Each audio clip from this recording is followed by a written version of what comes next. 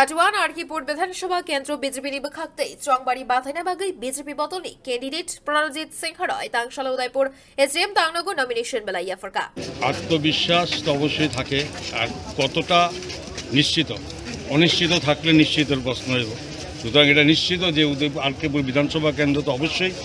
ভারতীয় জনতা পার্টির যেখানে সরকার করতে যাচ্ছে তার জন্য একটা নতুনভাবে সেটা পদ্মফুল যুক্ত হবে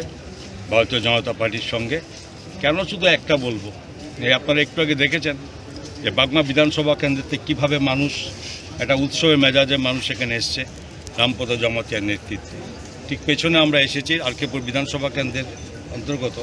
এবং এখানে এত মানুষের সংখ্যক মানুষ এখানে যেভাবে যুক্ত হয়েছে আজকে আমাদের সঙ্গে, এতে নিশ্চয়ই আপনাদের বুঝতে অসুবিধা হয় না যে কীভাবে জনস্রোত যে সরকারের পক্ষে ভারতীয় জনতা পার্টির পক্ষে প্রধানমন্ত্রী নরেন্দ্র মোদীজির এই শাসনে যে কতটা নিশ্চয়তা নির্ভরতা এবং একটা বিশ্বাস যে সবকা সাথ সবকা বিকাশ সবকা প্রয়াস সবকা বিশ্বাসের এই যে চলছে এটা রাজ্যে, এটা নিশ্চিত যে আমরা জয় না শুধু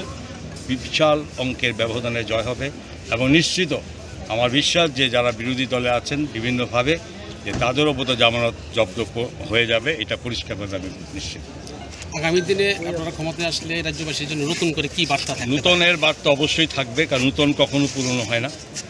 এবং এটা ক্রমান্বয়ে যে আজকে 5 বছর ব্যাপী যে প্রধানমন্ত্রীর নেতৃত্বে রাজ্যের সরকার, বর্তমান মুখ্যমন্ত্রী ডক্টর মানিক শাহের নেতৃত্বের সরকার, আমরা এত ব্যাপক অংশের মানুষের কাজ করেছি যার লাভালাভ যার সুফল প্রতিটি ঘরে পৌঁছেছে। অন্তিম পর্যায়ে মানুষের কল্যাণ করা এটা মাননীয় প্রধানমন্ত্রীর প্রথমই ওনার লক্ষ্য, সেই লক্ষ্যকে আমরা পৌঁছাতে পেরেছি আমরা বিশ্বাস করি এবং তার লক্ষ্যে যে পৌঁছেছি অনেক অংশের কাজ করেছি। 100% কখনো সম্পূর্ণ হয় না, কিন্তু এটা বলতে পারি যে আমরা যেভাবে এই ভিশন ডকুমেন্টস আমরা বলেছিলাম সেটা কমপ্লিট সম্পূর্ণ করে তার থেকে অনেক বেশি আমরা কাজ করেছি এবং আগামী দিনে